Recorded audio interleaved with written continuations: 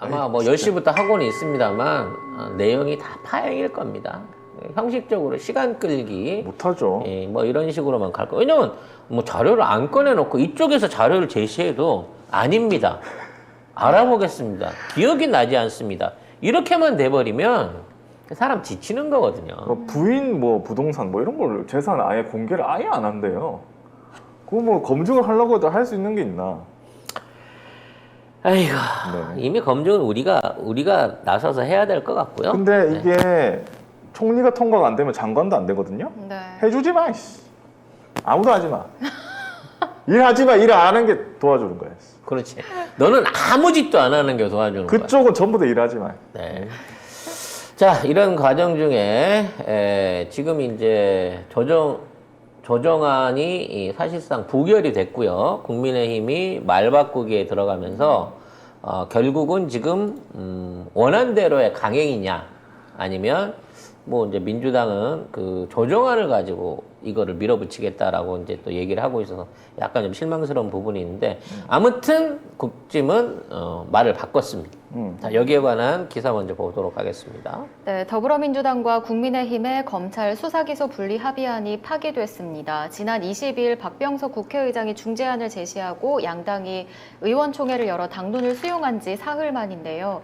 명분은 중재안에서 공직선거, 공직자 범죄가 검찰의 직접 수사 대상에서 제외된 데 대한 여론의 반응이 싸늘하다는 겁니다. 무슨 싸늘이 어디가 싸늘해? 무조건 또 국민 탓을 돌리는 거죠. 이준석 대표는 국민 우려를 바탕으로 재논의할 수 있도록 하자는 것이 최고위 의견이다. 이렇게 얘기를 했고요. 권성동 원내대표는 6일 지방선거를 앞두고 정치인이 수사받기 싫어서 짬짬이 한 것 아니냐는 여론이 많은데 국민이 오해하게 만든 건 정치권의 책임이라며 지난 22일 합의를 실책이라고 규정하면서 말을 또 바꿨어요. 그런데 이런 배경에는 경의 반대가 있었습니다. 장제원 당선인 비서실장이 검수완박은 부패 완판이다라는 경의 생각에는 변함이 없다고 경의 생각을 전했습니다. 얘가 이틀 전만 하더라도 경도 지난 주말 금요일만 하더라도 뭐 여야 합의를 봐야 될 사안이다 그러면서 좀 조용했거든요. 중재안에 대해서 비난을 안 했어요. 근데 검사들 지랄하고 김호수 지랄하고 한동훈 지랄하자마자 바로 입장을 바꾼 거거든. 네. 아니 대통령이 한동훈이야? 아니, 실질적인 우리나라의 대통령이 한동훈인가 봐요. 그렇죠. 뭐 하는 그런 것 거야? 같아요. 지금. 도대체 이게 뭔 소리야 도대체. 근데 왕이 이렇게 멀쩡할 때 세자의 권력이 강하고 그 밑에 이제 뭐라 그러나 추종하는 무리들이 그쪽에 가서 아부를 시작하게 되면 이게 이제 결국 나중에 영조와 사도세자 관계가 이게 되는 거거든요. 가둬주고. 결국 뒤주에 갇혀서 죽이게 될 수밖에 없는 상황을 지금 지들이 만들어내고 있어요. 못 죽일 것 같은데. 그 김건희하고 카톡을 한 게 한동훈인데 어떻게? 물론 중전이랑 세자가 지금 너무 친하기는 해. 예? 하지만 그거는 내가 왕 되기 전 얘기고. 전 얘기고. 지금 왕 되고 나서는 지금 중전도 꼴보기가 싫어갖고 지금 어떻게 빈을 좀 늘려볼까 지금 이 생각을 하고 있는 게 왕이란 말이에요. 결과적으로 권력의 암투가 될 수 있는 방아쇠를 당겨버렸다고 생각이 돼요. 왜냐면 지금 권성동이 입장을 또 바꾸고 있습니다. 사실 권성동이 망했어요. 이게 권성동 거의 체면이 망했어.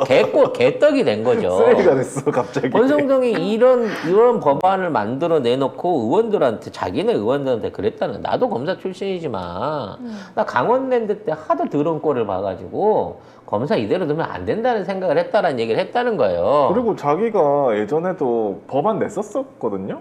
그 권성동하고 맞아 또 이게 은근. 그러니까 권성동 입장에서도 이 새끼들 해도 너무하다는 생각이 있었을 거고. 그래 막 그때 사실 막, 검찰 입장에서도 그 당시에 뭐 권성동이 뭐 깜냥이나 있어 보였겠어? 그냥 윤당선자 어렸을 때 친구 아니면 그러니까 사법고시 되기 전부터 뭐 친구였다잖아. 그 강원도 절에서 저기 건진법사 같이 알았던 그 인연 아니면 도대체 뭐 때문에 권성동이가 지금의 위치에 올랐겠냐고. 그렇죠. 그런 의미에서 이제 이 권성동도 오바를 한 거지.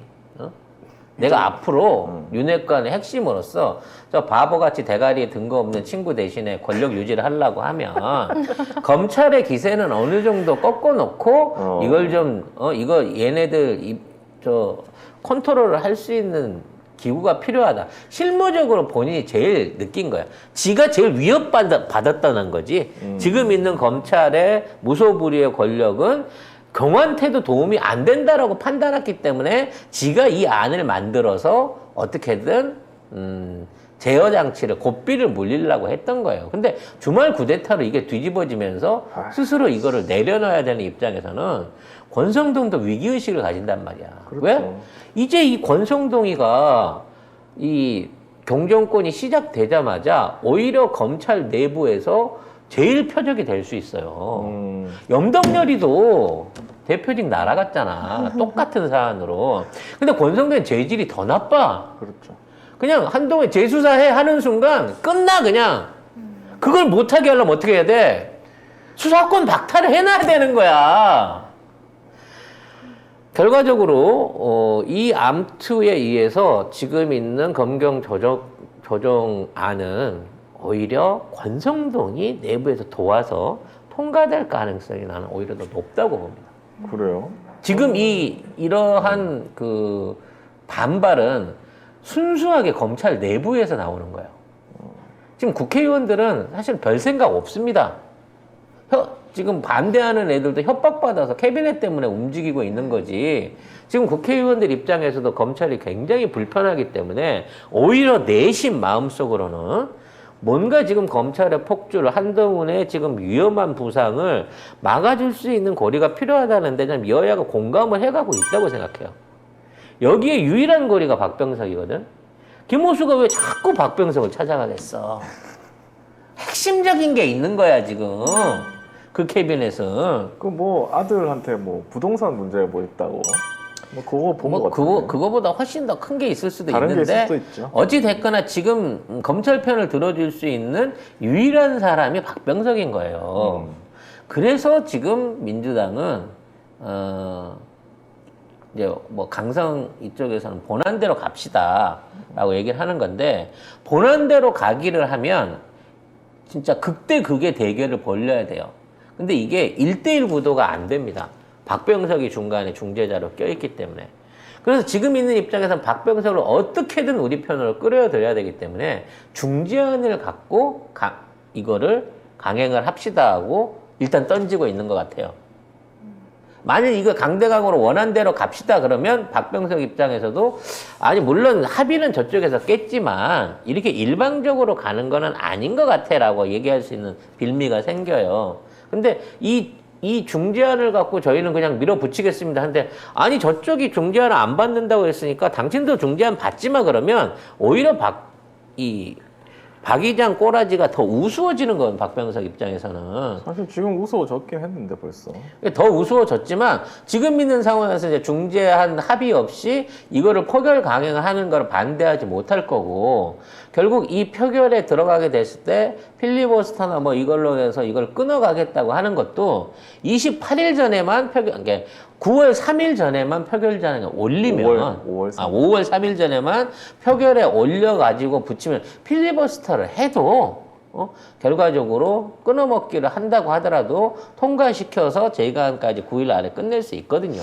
오늘 중재안을 통과시키겠다고 하거든요. 민주당이 법사위에서 처리하겠다 얘기를 하고 있으니까 근데 그래도 원안으로 갔으면 좋겠는데.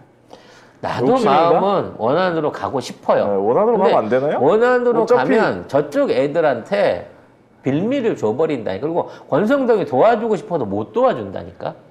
근데 권성동? 권성동 도울 거예요. 조정안을 갖고 나오는 부분, 이 부분에 대해서는 권성동도 이게 자기가 불러준 조정안이라고 얘기를 했을 정도로 그러니까. 여기에 대해서 일종의 지분을 생각하고 있기 때문에 이거를 통과시키는 거는 권성동이 더 도울 거라는 거지. 안 그러면 자기 체면 회복이 안 돼. 그건 그렇지. 네. 그래서 이런 부분 안에서 현명한 작전이 필요한 게 아닌가라는 생각이 듭니다. 네. 저는 그래도 원안으로.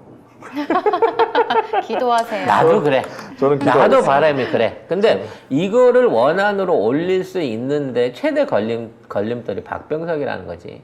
그러니까 박병석을 거기 앉힌 건 우리의 최고의 실책이었고 아니, 뭐- 이번 국회에 이번 국회가 이렇게 식물국회가 될 수밖에 없었던 가장 큰 원인이 아니었나 아니, 싶다는 앉히려고 거죠. 앉힌 게 아니라 선수가 제일 많으니까 올라간 거죠. 어쩔 수 없이. 아무튼 우리가 이렇게 될줄 여야가 알았나? 뒤집히게 됐으니까 이제 후반기 국회에서 국회의장이라든지 이제 국회의원 다수결로 뽑는 거니까 저쪽에 양보할 필요 없어요. 그러니까. 법사위장 내놓을 필요 없습니다.